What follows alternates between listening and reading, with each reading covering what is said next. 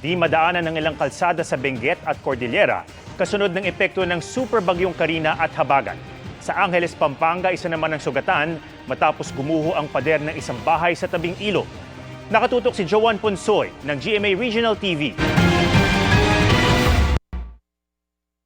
Sa tahanan kung saan sila nakasilong sa kasagsagan ng masamang panahon, hindi nakala na mag-inang ito na trahedyang sasapitin nila. Bumigay ang pader ng kanilang bahay sa Barangay Pampang ng Angeles City, Pampanga na nasa tabi lang ng Abacan River.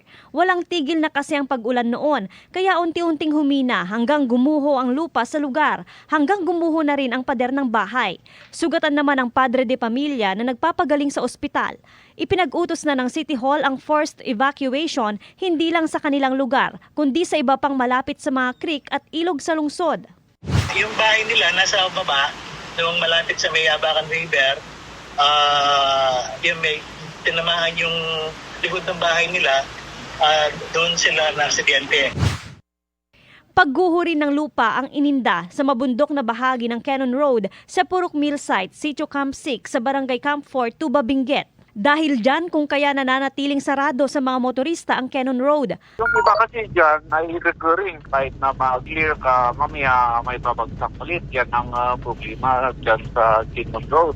Martes pa nang mangyari ang pagguho dahilan upang may stranded ang ilang residente sa kabilang bahagi ng kalsada. Kahapon ay na-clear ang kalahating bahagi ng daan. Pinayuhan ang mga residenteng lumikas kung kailangan. Pero may ilan pa ring nanatili sa kanilang mga bahay para magbantay. Samantala, magiging alternatibong ruta ang Marcos Highway at Nagilian Road paakyat ng Baguio City. Total close po ma'am, base po sa report ng Benguet First District Engineering Office. Bukod sa Cannon Road, 5 iba pang kalsada sa Cordillera ang sarado as of 11 a.m. kaninang umaga. Malalaking alon naman ang sumira sa bahagi ng Coastal Road sa Sitio Tuktok, Barangay Sindol, San Felipe, Zambales. Habang sa bahay ng iba, kinailangang ilikas ng Philippine Army at PNP ang mga nakatira sa mga mabababang barangay. Hinatiran sila ng pagkain at gamot sa evacuation center. Mula sa GMA Regional TV at GMA Integrated News, Joan Punsoy, nakatutok, 24 oras.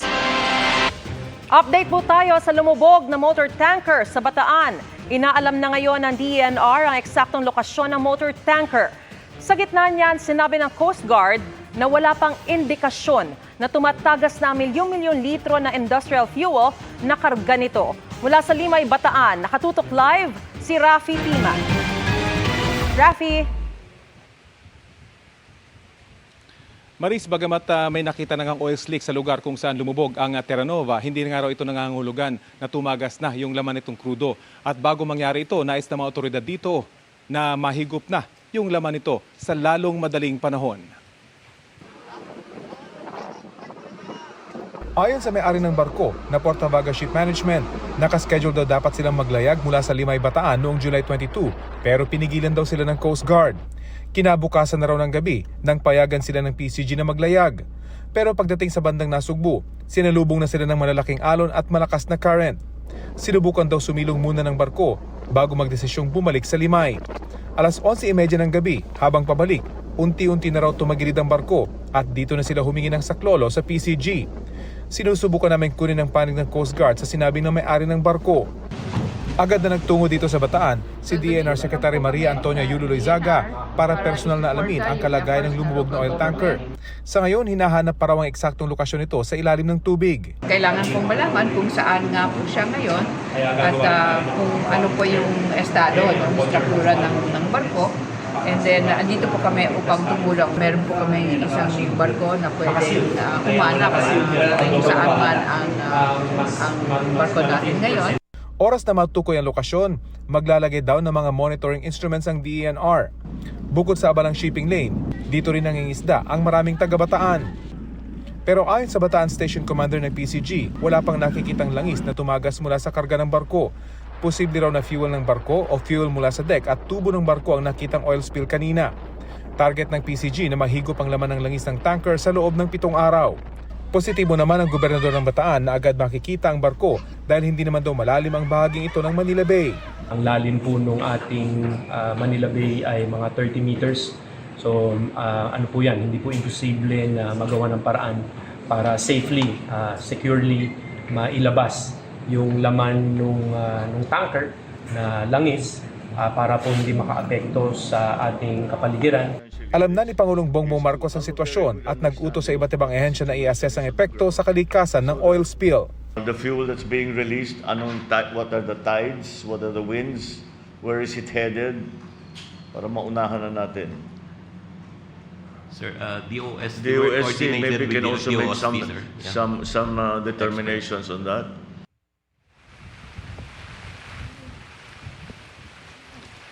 Maris, ayon sa may-ari ng barko, nakikipagtulungan naman sila sa mga otoridad para tiyakin na malimitahan yung potential damage na dulot ng kargang krudo ng kanilang barko. At kung makikita sa aking likuran, masama pa rin yung panahon dito sa Bataan na posibleng makaapekto sa paghahanap sa eksaktong lokasyon ng lumubog na barko.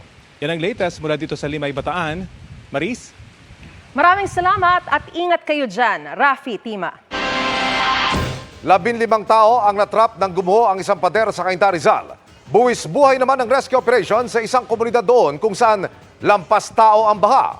Narito ang aking eksklusibong pagtutok. Ayan, dyan tayo, yung walang basura. Ito ba yan? Creek na po yan, ayan, no? Doon pa sa kabila. Doon ba yung creek? Doon pa. Lagpas tao ang bahang daraanan bago marating ang lugar na ito na kung tawagay Tribu Community. Sakop ng Barangay San Isidro, Cainta, Rizal. Pinasok ito ng Cainta Rescue kagabi para iligtas ang nasa 15 kataong kinabibilangan ng mga bata at matatanda na natrap. Makaraang bumigay ang isang pader sa lugar, dulot ng walang tigil daw ng mga pag-ulan. Isolated yung lugar, tapos nawala ng kuryente, lagpas tao yung tubig. Nakuha naman namin lahat, sumama naman lahat at dinala namin dito sa evacuation center. Tumigil na ang ulan kanina dito sa Cainta pero lubog pa rin ang halos lahat ng mga residential area na nasa kabaan ng Imelda Avenue. Sa gilid ng kalsada, ginawa munang parking lot ng mga sasakyang iniangat ng mga residenteng nakatira sa binabahang mga lugar. Sakay ng mga balsang gawa sa kaha ng mga lumang refrigerator na penetrate namin ang lubog ng mga komunidad. Dito namin nakita ang mga residenteng nagsipaglusong na sa baha. Makapamili lang ng pagkain at iba pang pangangailangan sa labasan. Bumili kami ng bigas, saka mula. Nakakatakot. Marami rin ang hindi makalabas at natrap sa kanilang mga bahay. Ang tubig sa mga estero, apaw pa rin hanggang kanina. Matagal umupa ngayon ng baha. Dati sandali lang eh. Ang Vista Verde dati sa Phase 1, dumaan kayo, wala. Ngayon meron na eh. Ano nakikita niyong dahilan, Kapitan? Dumami yung bahay. Then at the same time, pag nag-overflow yung creek, nagba-backflow sa amin. Sa tala ng lokal na pamahalaan ng Cainta, 85 to 90% o nasa higit 200,000 ng mga taga rito ang apektado ng bagyo. Kayo ho ba ay may naisalba pang gamit? Damit? O kahit konting pera ho? Pera wala. Wala akong pera eh. May mga pumping station daw silang pinagagana na ng higit 24 oras para mapababa ang baha. Sa lalong madaling panahon, sana lang daw, tumigil na rin ang ulan para bumaba na rin ang tubig sa floodway. Nakadepende yan doon sa Marikina River. Pag tumaas sa Marikina River, yan ang apektado. Yung kabilang problema ko, yung nasa Barangay San Isidro, yun naman yung nanggagaling sa higher slopes ng Rizal na sinasalo ng mga creeks ng villages na along Imelda Avenue. Sa datos ng Rizal Police, 3 na ang nasawi matapos makuryente. 6 naman ang sugatan sa landslide. 1 ang naitalang nawawala, habang ang mga nasa evacuation center nasa higit 12,300 families. Tiniyak ng Rizal Provincial Government, husto ang relief goods para sa mga naapektuhan. Katuwang daw nila sa pag-atid ng konting tulong ang ilan sa mga nagkakawang gawa nating kababayan. Tulad ng mag-partner sa negosyong kainan na sina Jessie at Kremi. Kahit binaharin, binuksan nila ang kanilang restaurant upang mamigay ng mga lutong pagkain sa mga naapektuhan ng baha. Katuwang nila, ang kanilang mga tauhan na kahit sarado ang kanilang restaurant ay tatanggap pa rin daw ng sweldo. Tinry po namin mag-give back naman to the community po. Masarap kasi sa pakiramdam pag namimigay. Para sa GMA Integrated News, Emil Sumangil, nakatutok, 24 oras. Mga kapuso, wala na ang bagyong Karina sa Philippine Area of Responsibility o PAR, pero magpapatuloy ang epekto ng habagat sa bansa. Bukod yan, may namataan ding bagong sama ng panahon. Umaga kanina, nang tuluyan na makalabas sa PAR ang bagyong Karina. Bahagyayang humina dahil sa interaction nito sa mga kabundukan ng Taiwan kung saan ito naglandfall. Kaya mula sa pagiging super typhoon ay ibinaba ito sa typhoon category. Kahit nasa labas na, hindi pa rin inaalis ng Pag-asa ang signal number 1 sa Batanes dahil posibleng mahagi pa rin ito ng bahagi ng bagyo habang lumalayo sa PAR. Sabi ng Pag-asa ay naasahan magtutuloy-tuloy na ang paghina ng bagyo habang tinutumbok ang southeastern China. Patuloy naman itong pinalalakas ang habagat na makakaapekto pa rin sa bansa. Base sa datos ng Metro Weather, may mga pag-ulan pa rin pero hindi na kasing tindi ng buhos noong kasagsagan ng bagyong Karina at habagat. Umaga bukas, may tsansa pa rin ng ulan sa Ilocos Norte, Pangasinan, Zambales, Bataan at iba pang bahagi ng Central Luzon at Mindoro provinces. Bahagyang madaragdagan sa hapon kasama na ang Cagayan Valley, Cordillera, Palawan, Bicol Region, Samar Province, Aklan, Antique, Caraga at Davao Oriental. Sa Metro Manila, meron pa rin tsansa ng ulan lalo bandang tanghali at hapon. Delikado pa rin pumalaot sa Batanes pati sa northern at western seaboards ng Northern Luzon. Samantala, isang bagong low-pressure area ang namataan sa loob ng Philippine Area of Responsibility. Namataan yan sa layong 985 kilometers silangan ng southeastern Mindanao. Sabi ng Pag-asa, sa ngayon ay mababa pa ang tsansa nitong maging bagyo pero dahil nasa karagatan, patuloy na imo-monitor sakaling ito'y lumakas. Wala pa rin itong epekto sa anumang bahagi ng bansa. Sa gitna ng bagyo, lumutang muli ang bayanihan ng mga Pilipino. May binahang cancer patient na ipinagluto ang ilang evacuee. Marami ring tumulong sa pag-rescue ng tao at maging alagang aso. Nakatutok si Tina Panganiban Perez.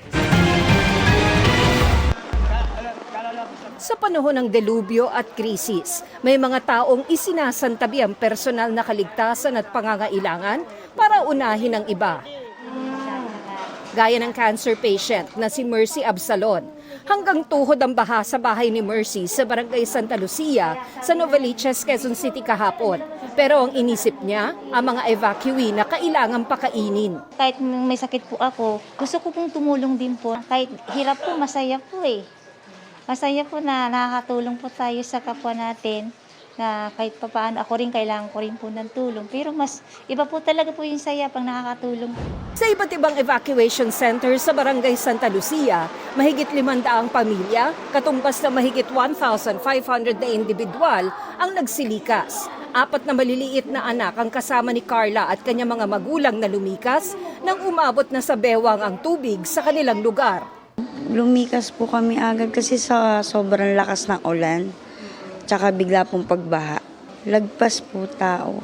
Nandito tayo sa Tarhaville sa Novaliches, Quezon City. Isa ito dun sa mga grabeng binaha kahapon. Kung napapansin niyo yung pader na yon, ang likod nun, kabila nun, creek daw. Umapaw yun kahapon, kaya yung baha rito, umabot hanggang second floor ng mga bahay. Sa ilang bahay, may bakas ng baha sa pader.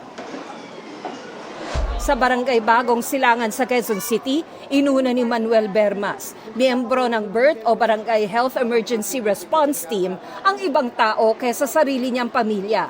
Kahit lagpas 3 tao raw ang lalim ng baha sa bahay niya, nilangoy niya ang malalim na tubig sa ibang lugar para magligtas ng mga naipit sa baha. Kanina, kasama rin siya sa retrieval operations ng isang pinaniniwalaang nalunod sa baha. Kahit na alam namin na buhay namin na nanganganib, basta makatulong kami, masaya na po kami nun. 10,000 ang evacuees sa Barangay Bagong Silangan na ayon sa alkalde ng Quezon City ay ang pinakaapektado ng ulan at baha kahapon. Sa buong syudad, tinatayang 50,000 ang evacuees. Tumulong ang ilang leader ng Kamara sa pamamahagi ng relief goods sa kanila. If the weather doesn't get worse, we're preparing for them to go home na. Sa Barangay Marikina City naman, isang lalaki ang lumangoy sa baha para sagipin ng isang asong na trap sa gate ng isang bahay. Dinala ang aso sa evacuation center pagdating ng mga rescuer. Para sa GMA Integrated News, Tina Panganiban Perez, nakatutok, 24 oras. Bilang bahagi ng isang taong paggunita para sa ika-75 taong anibersaryo ng GMA sa taong 2025, handog ng inyong Kapuso Network ang bagong advocacy campaign na Dapat Ganito, Kapuso. Tampok sa kampanyang ito ang 7 nakakaantig na short stories na layong magbigay inspirasyon sa mga Pilipino para ipagmalaki ang mayaman nating kultura, pagmamahal sa pamilya, paggalang sa mga nakatatanda, pananampalataya, katatagan at pagbabayanihan. Una sa core Filipino values na inyong mapapanood ang pagiging makadiyos.